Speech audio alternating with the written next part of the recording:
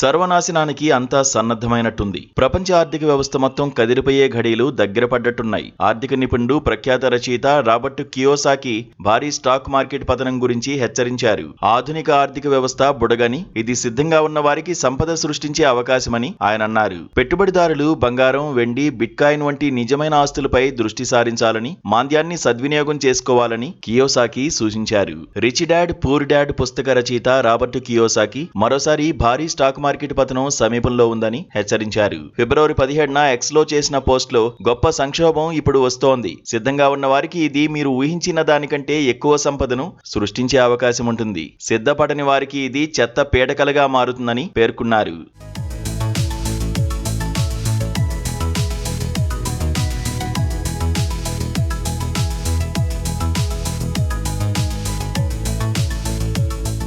సంవత్సరం పొడవునా కియోసాకి పలుమార్లు మార్కెట్ పతనంపై హెచ్చరికలు జారీ చేశారు. ఆధునిక ఆర్థిక వ్యవస్థ ఫేక్ కరెన్సీ, అధిక అప్పులు, బలహీనమైన పెన్షన్ వ్యవస్థలపై ఆధారపడి ఉన్న బుడగ్గా మారిందని ఆయన అభిప్రాయపడ్డారు. మార్కెట్ కుప్పకూలడం ఒక చెడు సంఘటన కాదు, సరైన వ్యూహంతో వ్యవహరిస్తే అది గొప్ప అవకాశమని ఆయన అన్నారు.